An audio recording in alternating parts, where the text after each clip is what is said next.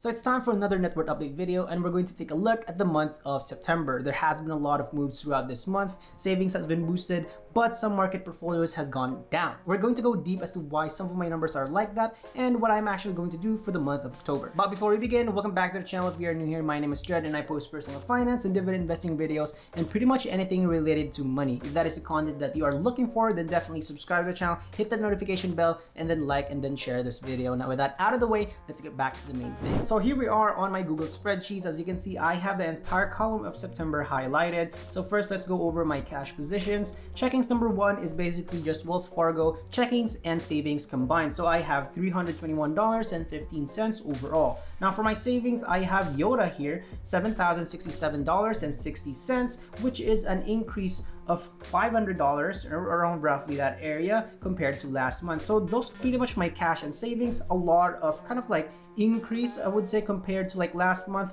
August for my cash positions, almost $200 in increase, and then after for my savings, like I said earlier, $500. Now this happened because I actually pledged to myself that I was going to increase my savings kind of like contribution every month to Yoda. Before it was only $200, but now it's at $500. I really wanted to kind of like replenish back some of the things that I have spent my money with, and then after that try to finish some of the goals that I have. Now when it comes to my Yoda savings bucket, I did have one bucket there that is already completed, and that is my gift fund or my gift bucket. My goal there was actually $500 for the entire year, but I've already used $25 of it, so I reduced the goal to $475. So now that bucket has been fulfilled, that is completed. Now I'm on to other buckets. So I added a new bucket in my Yoda savings account, and that is my student loan bucket. Basically, I still have around $423 in my student loan account, but I made a goal of $575 just to kind of like account for some accrued interest along the way until kind of like the student loan cancellation actually happens. At the moment, I added $475 into that bucket, so I still have around $100 left to actually complete that goal. So there you go, that is where all of my $500 have gone to. So now let's take a look at my investments right here. Let's scroll down.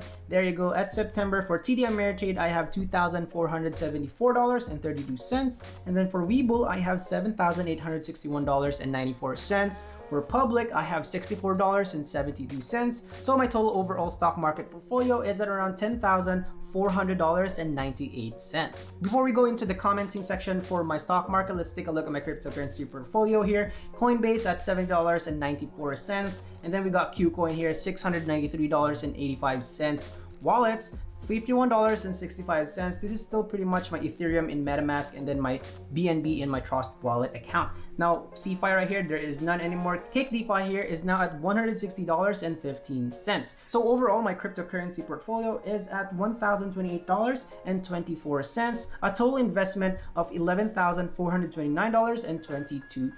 So let's go scroll back a little bit right over here to my investment section right here. So stock market definitely took a very big hit. All my investments are down, as you can see in my spreadsheet right here, from 11,300 last month. Now it's at 10,400. So that's like $900 kind of like in loss. So it's a very big, you know, a lot of my positions are actually in the red, and it's kind of interesting to see that it's just like that. It's almost like we just went back to pre-pandemic, or kind of like, you know, around the initial stages of the pandemic back in 2020. So it's kind of crazy to actually see that right now, but I am actually not that worried because I know I am playing the long game. So this is just going to, you know, happen. It's always going to happen. The market runs on a cycle, so it's going to go down, it's going to go up. Right now, all I'm doing is actually buying cheaper stocks now. So cheaper dividend stocks means that I get more positions, and that means more income in the future, pretty much. Now, anyway, let's go to my cryptocurrency over here. So $70.94 for Coinbase.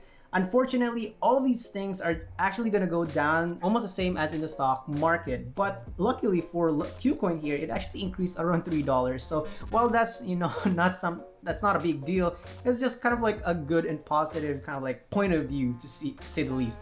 But anyway, that is pretty much it. Not a lot of like crazy things, I would say, but definitely a lot of like crazy downturns, I would say. I can't say much about what is happening, why that's happening, just because that is out of my control. So at this point, really, all I'm just going to do is keep on investing in the right assets, I would say, so that I can kind of like position myself when the market actually goes back up again. But anyway, let's go over to my total assets right here for the month of September. It's at $18,817.97, or a loss of $322.17, or a 1.68% change. So that is it for my asset section. Let's take a look at my consumer debt or my liabilities. For September, I have $41.91 in my credit cards, and that is only in Discover. And then for my student loans, it still sits at $523.91, just like I have mentioned earlier. So in my consumer debt section or my liabilities section, there isn't a lot of changes, I would say. If you actually compare this to last month, August, I have $100 there, more than $100,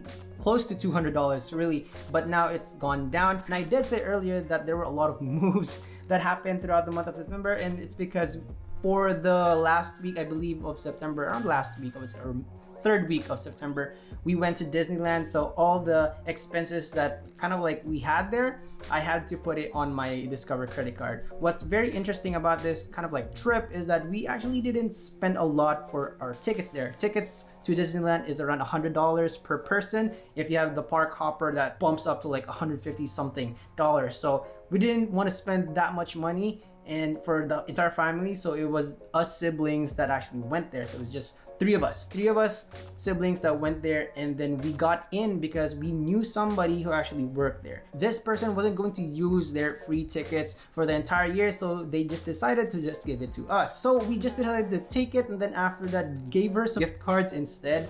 So we still spent something for that ticket, but still it was less than what we would have paid for retail price. Overall, our trip to Disneyland probably landed us only around $150-ish in food and some souvenirs and all that stuff, and that's pretty much it for that entire day. So if you're planning for a trip to Disneyland, definitely like stock up on food and some water as well. Make sure that you don't need to buy a lot of the stuff there, especially if you're just going there to have some fun, ride those rides. And that's pretty much it, really. That's what we did. We just rode some rides, and then after that eat some Disney specific food, and that was it. We didn't really buy a lot of souvenirs because we didn't really need it. So anyway, the next one here is my student loans. It still sits at $523.91. So I'm not gonna go over this because there's really nothing to talk about it at all. But anyway, let's go over to my total liability section right here. It is at $565.82, or a decrease of $145.72, or a 20.48% decrease compared to August. So that is pretty much what it is right now for my liabilities for the month of September. Not a lot of changes. The only change would really be around my credit cards, and then that's pretty much it. So let's go over to the last part right here, which is my net worth for the month of September. It's at $18,252.15, or a decrease in value of $176.45, or a 0.96% change, or that's actually a decrease compared to August. So that is pretty much it. It is a very unfortunate thing to have happened this for the month of August, and the biggest contributor to this decrease in net worth is really all on my investments. They're pretty much the culprit as to why I'm actually losing money.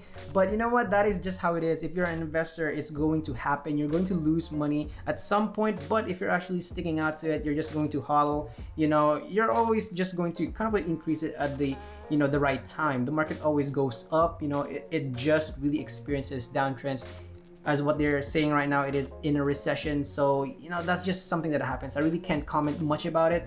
Really, I'm not a financial advisor. Just really focus on what you can do best and earn a lot more money. That's what really I've been focusing for the month of September. So even if like the market has gone down, I was still able to actually kind of like balance it out. So luckily, even with the loss of value in my market portfolio, which probably amounts at around more than $1,000, my net worth only decreased around $100 or $200. So it's not that bad. So there you go. Focus on making some more money just so that you can offset any changes or kind of like loss in value in your other assets. So for the month of October, I'm just going to focus on doing what I've been doing for the past few months, which is increasing my income streams. Whether it's a passive income stream or my active income stream, that is what is going to be my focus. More specifically though, I am more focused on my active income right now because that is where the big money is. Passive income can actually wait while I'm I'm still working on building my active income. Passive income is just going to be there. It's going to keep making money for me anyway. Now, aside from that, I'm going to keep on improving myself. Basically, attend more workshops, do a lot more trainings, really improve my skills when it comes to what I am doing, just so that I can actually charge more and make more money. If there's anything that I've learned throughout my entire year, kind of like dabbling with personal finance, it's that you can only save so much. So basically what you need to do is just keep on increasing your income. But that is it for my entire net worth update video. If you have any question regarding my numbers, let me know in the comment section below. If you have any suggestions or feedback or any type of like experiments on side hustles or anything like that you'd like me to try, let me know in the comments as well. And if you like content just like this one, make sure to subscribe to the channel, hit that notification bell, and like and share this video to a friend of yours who might actually be on the same journey as you and I. If you are on Instagram, please add me there at DailyDredd as a friend so that we can chat, collaborate, and maybe even exchange some ideas. Thank you again so much for watching the entire video. Have an awesome and wonderful day, and we'll see you in the next one. Bye!